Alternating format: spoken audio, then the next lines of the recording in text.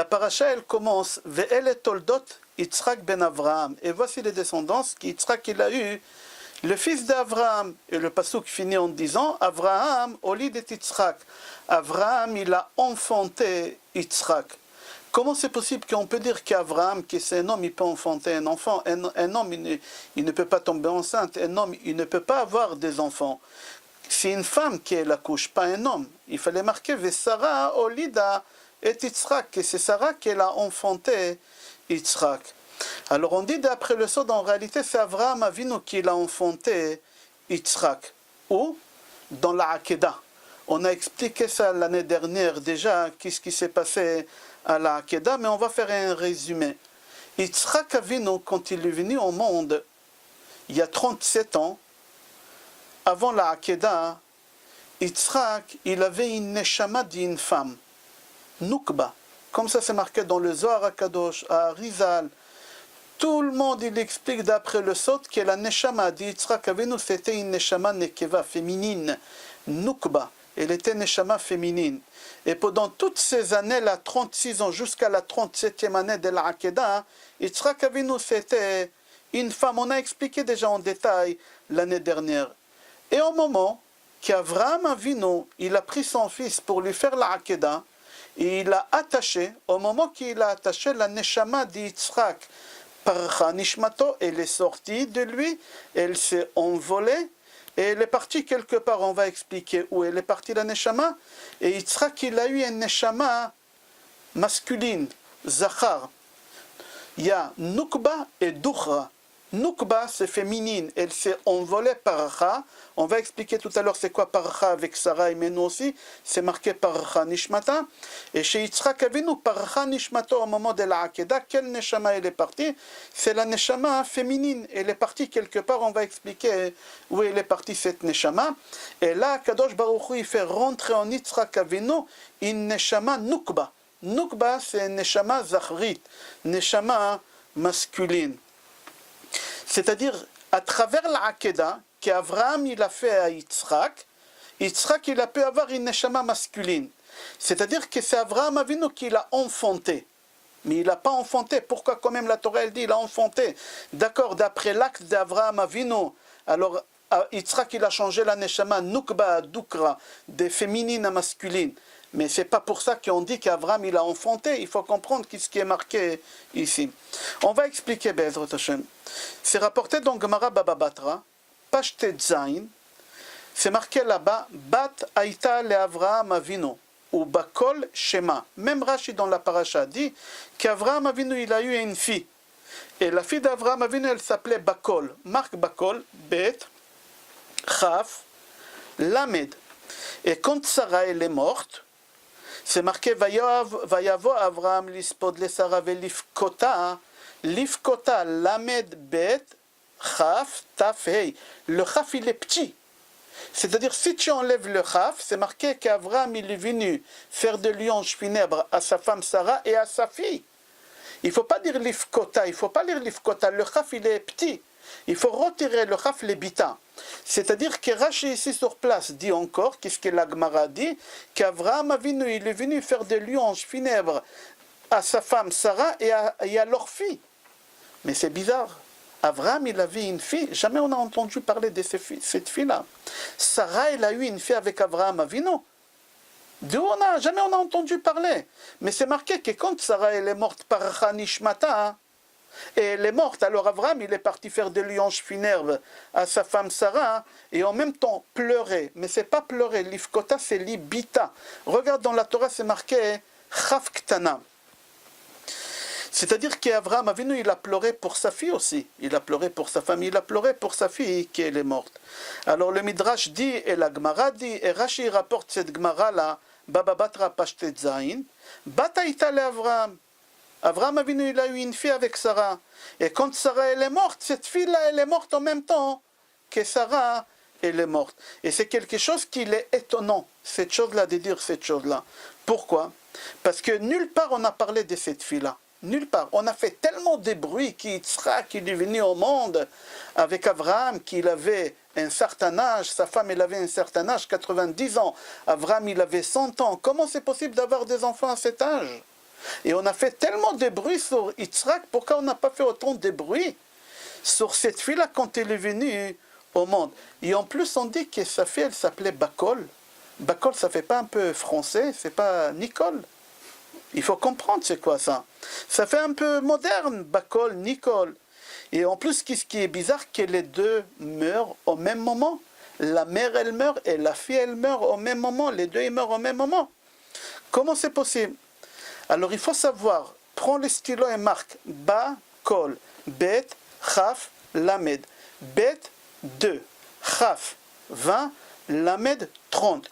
Tu fais 30 plus 20 plus 2, ça te fait 52. 52, ça fait valeur numérique Ben. Fils, garçon. Et alors, pour te dire qu'en réalité, la fille qu'Abraham il a eue avec Sarah, ce n'est pas une fille nouvelle. C'est Yitzhak Avinu que c'était un garçon, mais il avait une neshama d'une fille.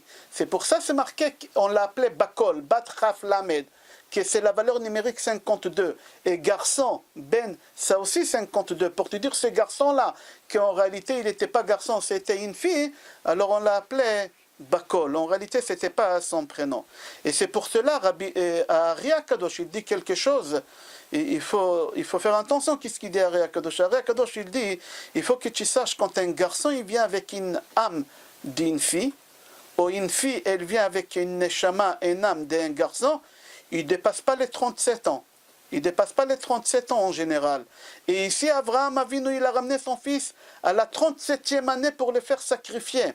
Normalement, Yitzhak, il devait mourir. Mais à travers la Hakeda, Abraham Avinu, il lui a donné une nouvelle vie maintenant, masculin, qui peut vivre longtemps. Parce que Yitzhak, c'est masculin. Alors c'est pour ça on dit qu'Abraham, il a enfanté Yitzhak. C'est-à-dire quoi qu'Abraham, il a enfanté Yitzhak? Que grâce à l'acte qu'Abraham, il a fait, qu'il a fait en sorte que la neshama féminine, elle sort d'Yitzhak, et la neshama masculine, elle rentre en Yitzhak, alors il lui a donné une nouvelle vie, c'est une nouvelle naissance. Il y a un livre que le Ben Ishraï a écrit qui s'appelle Keter Malchut. Et là-bas, le Ben Ishraï parle longuement pour avoir des enfants, qu'est-ce qu'il faut faire, ou des enfants qui viennent au monde et qui meurent jeunes, chas shalom, qu'est-ce qu'il faut faire. Il y a des familles comme ça, qui ont un enfant, il meurt petit. Il y a une famille qui, quand la femme est enceinte, tout le fond est fait des fausses couches. Et là-bas, le Ben Ishraï, Rabbi Yosef Chaim, dans son livre Keter Malchut, il explique le tikkunim qu'il faut faire pour ces familles-là. Qu'est-ce qu'il faut faire? Alors il dit en général, quand un garçon il vient au monde avec une neshama d'une fille, ou une fille elle vient au monde avec une neshama d'un garçon, il ne peut pas vivre longtemps. Alors il faut faire un tikkun pour qu'il vive longtemps, comme il a fait Abraham Avinu avec Yitzhak, pour que cet enfant-là, il vivra longtemps et cette grossesse, elle va tenir. Une des choses que les Ben Ishraï ramènent, que le soir que la femme elle va au mikvé, ou si cette femme elle va pas au mikvé parce qu'elle a dépassé l'âge de mikvé, alors avant qu'ils aient une relation intime, le mari et la femme, que chacun y mange une pomme. Chacun y mange une pomme.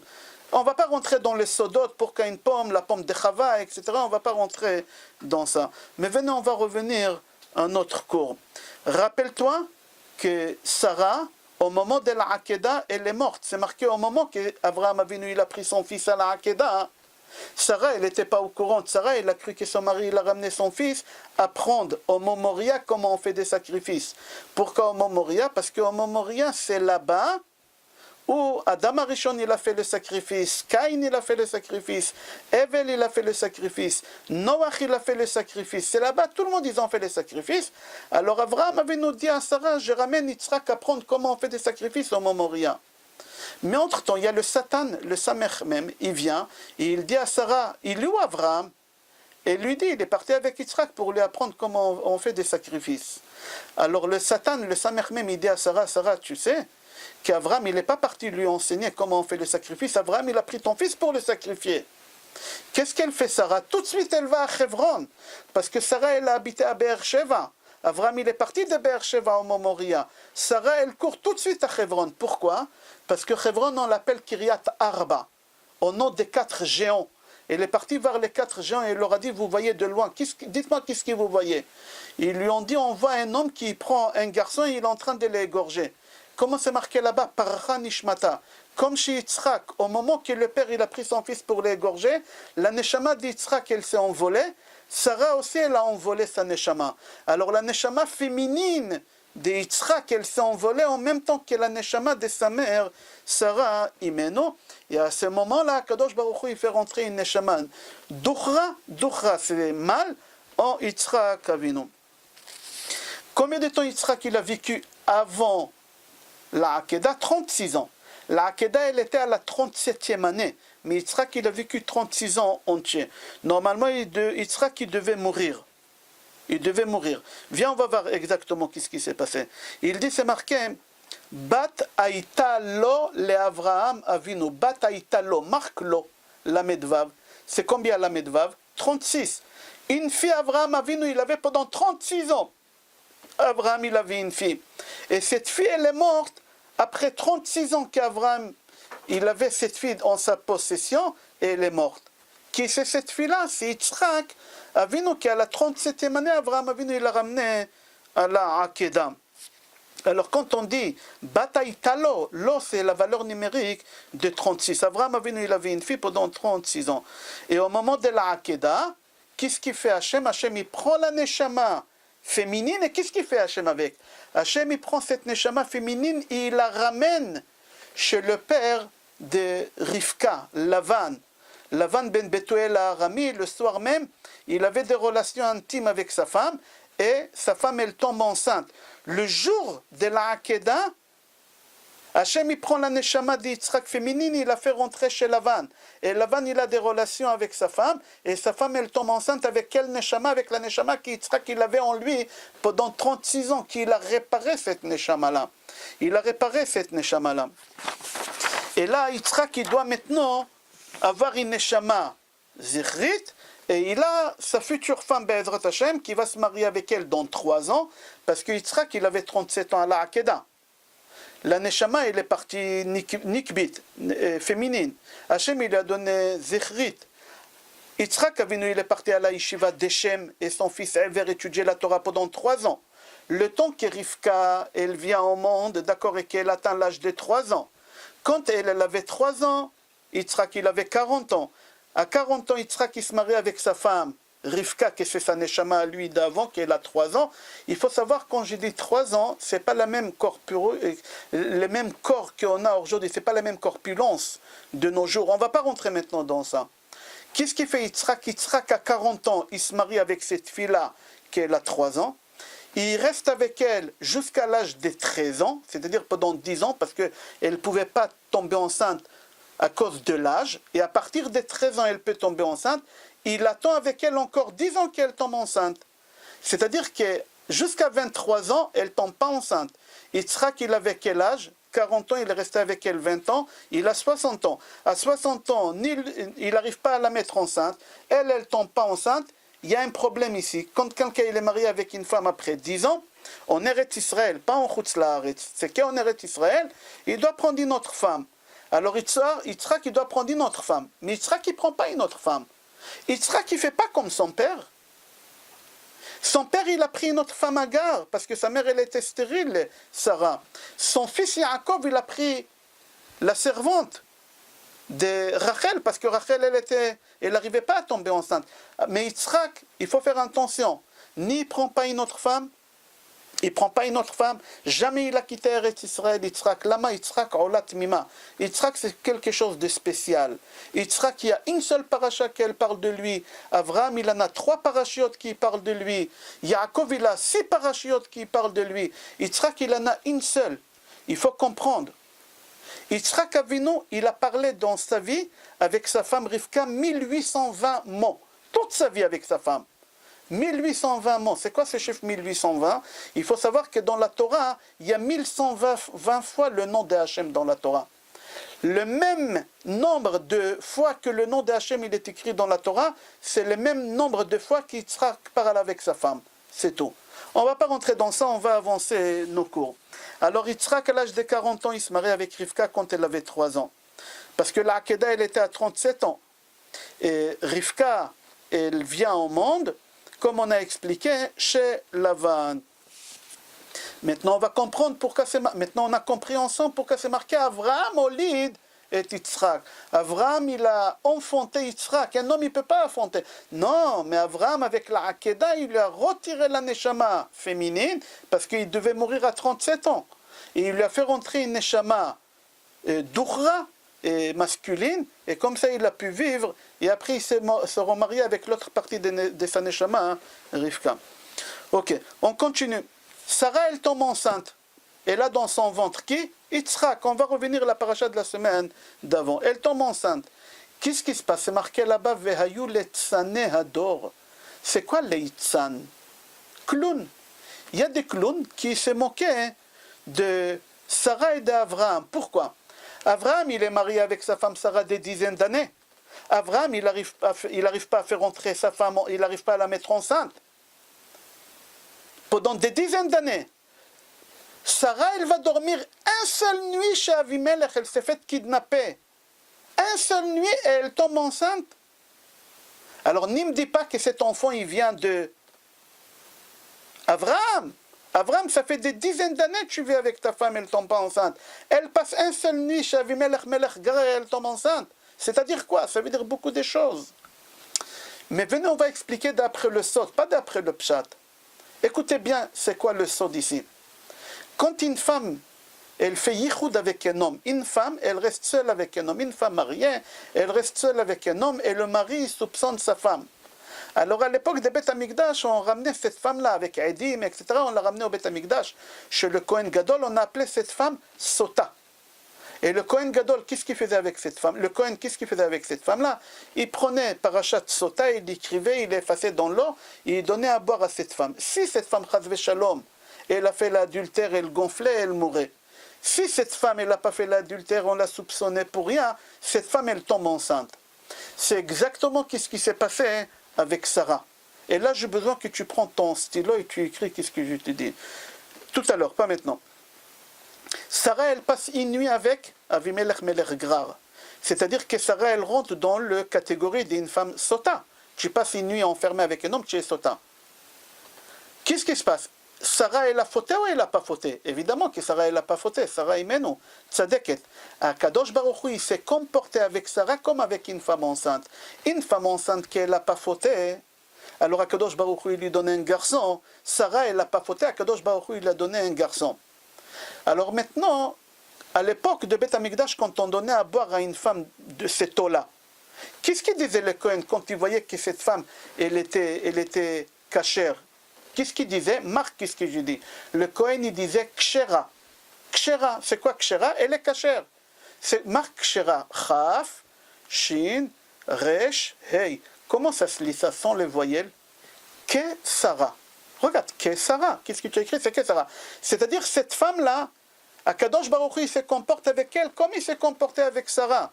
Comme Sarah, elle avait la catégorie des femmes sota, et elle n'était pas sota, et Akadosh Baruch Hu, il a donné un enfant. Toi aussi, madame, qui on t'a soupçonné que tu étais sota, chas v'shalom, et tu n'es pas sota, Akadosh Baruch Hu, il va te donner un enfant. C'est pour ça on dit. Alors c'est ça qu'est-ce qu'ils disaient les tsanim, les clowns. Mais les clowns, nous on explique qu'est-ce que les clowns ils disaient d'après le sod, qu'est-ce qu'ils disaient les clowns. D'accord? Venons, on va revenir. Qu'est-ce qu'il dit le Zohar HaKadosh dans Parashat Lech Lecha? Qu'est-ce qu'il dit le Zohar HaKadosh? Il dit quand les Malachim, ils sont venus annoncer à Avraham Avinu qu'il aura un enfant. En réalité, c'est Michaël, ils sont venus 3 Malachim, Gabriel il est venu détruire Sédom, Michaël il est venu annoncer la bonne nouvelle à Sarah, et Raphaël il est venu guérir Avraham Avinu parce que c'était le 3e jour de la Brit Mila. Michaël qui vient annoncer à Sarah qu'elle aura un enfant, comment il lui dit? Regarde le terme. Il lui dit comme ça. Ou les Sarah ishtecha ben. C'est quoi ou les Sarah ishtecha ben? Il lui a pas dit et toi Avraham tu auras un enfant. Il lui dit Sarah ta femme elle aura un enfant. Sarah ta femme, pourquoi? Il lui dit cet enfant là que ta femme elle aura, elle, ça sera un garçon avec la neshama féminine, ta femme. Mais après 36 ans complète, toi tu vas récupérer l'enfant et tu vas lui changer la neshama minukba à dukra, des féminines à masculines.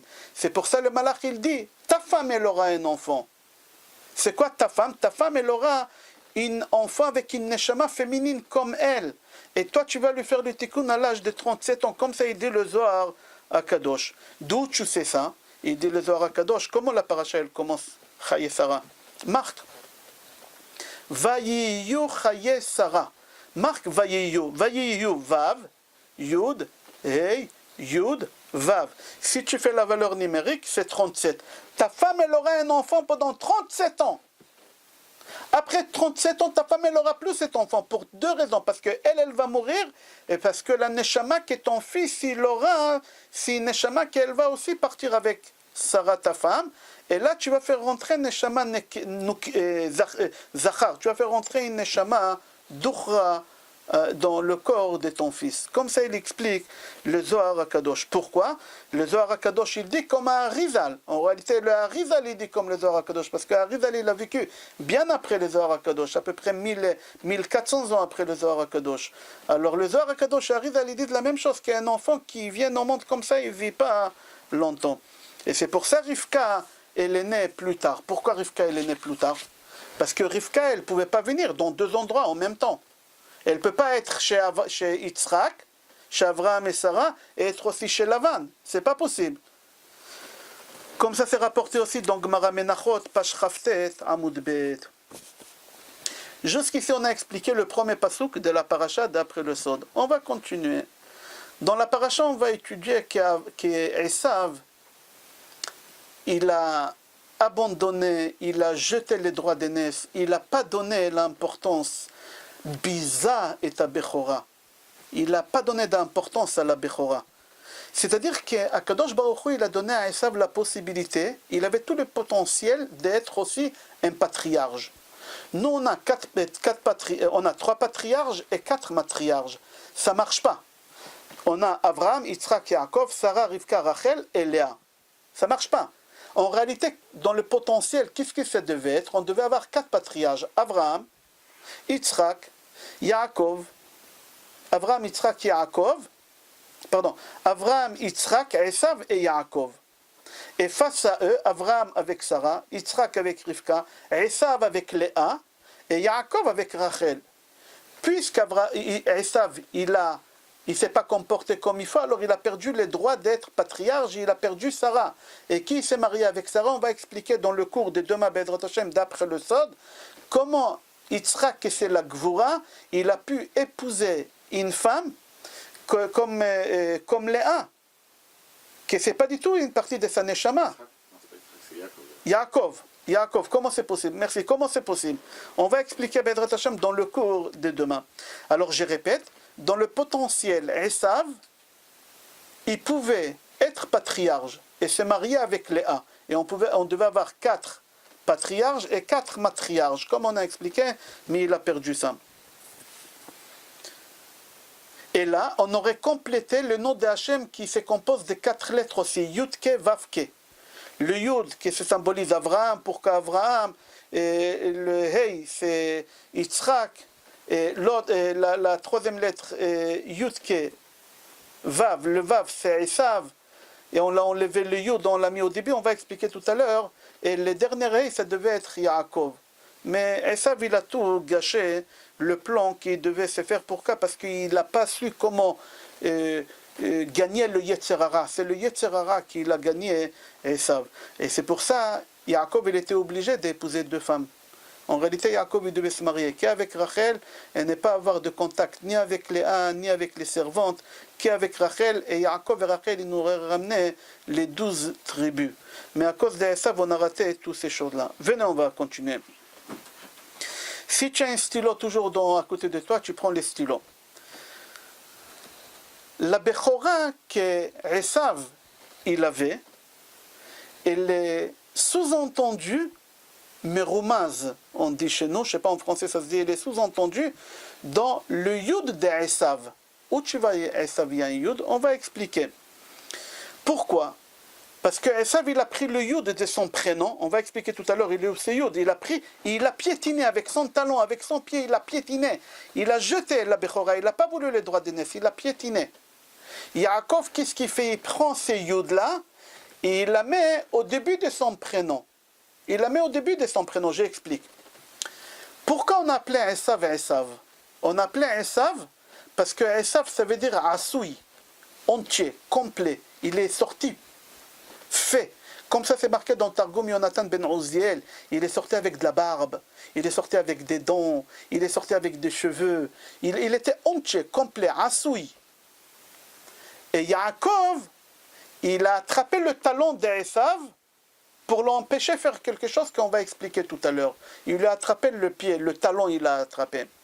Alors maintenant on va comprendre pourquoi Esav on ne l'appelle pas Asoui. Parce que Esav il a pris le Yud, il l'a mis à la fin dans son prénom. À la fin c'est quoi? À la fin c'est à la fin de ton corps. La fin de ton corps c'est quoi? C'est le talon. C'est-à-dire qu'Esav il a pris le Yud, qui c'est la Bechora, les droits d'aînesse, il a piétiné. Qu'est-ce qu'il fait Yaakov? Dans le ventre de sa mère il attrape le talon. Comment c'est marqué dans la paracha? Comment il a fait ça? C'est marqué dans la paracha. Hein? Yado ochezet be'akev Esav. Marque Yado, Yud, Dalet, Vav. Si tu déplaces les lettres, ça fait Yud. Tu prends le Vav à la fin et tu la mets au milieu, ça fait Yud. C'est-à-dire quand on dit Yado, la main de Yaakov, c'est pas la main de Yaakov. Yaakov, il a attrapé le Yud dans le talon d'Esav, il a pris, il l'a mis chez lui en haut. Il a mis chez lui au début, dans Yaakov, au lieu de Ekev, Yaakov. Il a pris, Esav, il l'a mis à la fin, il a piétiné, Yaakov, il a pris, il l'a mis au début. C'est marqué dans le Zohar HaKadosh que Yaakov, il a pris ce Yud-là, Vesamo Berosha. Il l'a mis dans la tête de son prénom au début. Comme le Keter, la couronne, tu la mets, c'est pour ça qu'on dit que la forme de la tête d'un homme, c'est la même forme que la lettre Yud, avec la nuque. Et la tête c'est Yud. Et quand tu mets les tefilines, il y a Kotso chez le Yud. Il y a la pointe qu'on met dans Yud. Et Yaakov, il a pris ces Yud là, de Asoui. Maintenant, Asoui, il s'appelle Esav parce qu'il n'a plus le Yud. Et Akev de Yaakov, il l'appelle Yaakov maintenant parce qu'il a mis le Yud de la Bechora. Il a pris la Bechora. Ok, on continue. Il y a une machloket dans la Gemara, quand est-ce qu'on a le Yetzer Hara? Quand le bébé il est dans le ventre de sa mère, je crois dans l'utérus, on dit en français de sa mère, quand le bébé il est là-bas ou quand l'enfant il sort de sa mère. Quand est-ce que le Yetzer Hara il vient? Il y a une machloket entre Rabbi Yehuda Hanassi et Antoninos. Rabbi Yehuda Hanassi c'est Rabbeinu HaKadosh, on l'appelait, pourquoi on l'appelait Rabbeinu HaKadosh? Depuis qu'on appelait un Rav Kadosh, parce que la neshama de Rabbeinu HaKadosh c'était la neshama de Yaakov Avinu. Et la troisième bracha de l'Amida, Ata Kadosh Veshimcha Kadosh, c'est Yaakov qui l'a écrit. La première bracha Magen Avraham, c'est Avraham. Mechaya Amitim, la deuxième, c'est Yitzhak Avinu dans l'Akeda. Ata Kadosh Veshimcha Kadosh, c'est Yaakov. Alors Rabbi Yehuda Hanassi, c'est lui qui l'a arrangé tous les Mishnayot, c'était la neshama de Yaakov Avinu. Et Yaakov, il a écrit Kadosh, c'est pour ça qu'on l'appelle Rabbeinu HaKadosh. Mis à part sa marque, Rabbi Yehuda Hanassi. C'est quoi Hanassi? C'est Rashi Tevot, Hi Nishmato Shel Yaakov Avinu. C'est-à-dire la neshama de Yehuda Hanassi, c'est la neshama de Yaakov Avinu. Ok, et Antoninos, c'était la neshama de Esav. Et les deux, ils viennent au monde, on va expliquer ça. Be'ezrat Hashem demain ou après-demain dans les Shior.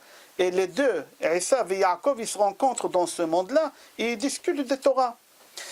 Rabbi Yehuda Hanassi, il dit à Antoninos, il lui dit, d'après moi, le Yetzer Hara, il est dans le ventre de sa mère. Antoninos, il lui dit non. C'est à l'extérieur. Dès que tu sors, le Yetzer Hara, il vient, il t'attrape, comme c'est marqué dans Sefer Bereshit, chapitre 4, pasuk 7. C'est marqué là-bas, la petach chatat rovet. C'est quoi la petach? À la sortie, à l'ouverture où le bébé il sort, c'est là-bas le Yetzer Hara, il attend. Dès que tu sors, le Yetzer Hara, il se met en toi. Rabbi HaKadosh, il dit non, pendant la grossesse, il y a le Yetzer Hara. Antoninos, il dit à Rabbeinu HaKadosh, à Rabbi Yehuda Hanassi, il dit non, si le Yetzer Hara, il était dans le ventre de sa mère, tu sais qu'est-ce qu'il aurait fait à Esav à sa mère? Tu sais qu'il aurait donné un coup de pied à sa mère en sortant, il l'aurait tué. Il l'aurait tué. Il aurait donné un coup de pied. C'est pour ça, moi, j'ai dit que le Yetzer Hara, il n'est pas là-bas. Rabbi Yehuda Hanassi, il dit à Antoninos, non, le Yetzer Hara, il est dans le ventre de sa mère. Et si Esav, il n'a pas donné un coup de pied à sa mère, parce que Yaakov, il lui a attrapé le talon pour l'empêcher de donner un coup de pied à sa mère, pour qu'il ne donne pas un coup de pied à sa mère. Et la preuve, quand c'est marqué dans Rabbeinu Natan ben Uziel, c'est rapporté dans Pirkei de Rabbi Eliezer, Perek Lamed Vav, que comment ça se fait qu'Esav, il est sorti fait? Puisqu'on sait que les dons que l'enfant il a, on dit c'est dons du lait. Pourquoi ça s'appelle les dents du lait? C'est en buvant le lait de la mère, l'enfant il a des dents. Alors si Esav il est sorti avec des dents, quel lait il a bu? Alors il faut savoir, une femme, quand elle allait, elle n'a pas ses règles. Pourquoi une femme, quand elle allait, elle n'a pas ses règles? Parce que les règles, ils deviennent du lait. Alors le bébé, il boit le lait de sa mère, qui en réalité, c'est le sang. Et Esav, quand il était dans le ventre de sa mère, Aya Shotet Dama, Dam Niduta. Et Esav, il buvait le sang des règles de sa mère. Racha, comme ça, il buvait là-bas. C'est pour ça qu'il est sorti avec des dents, etc. On va continuer, Bedrat Hashem, dans le cours.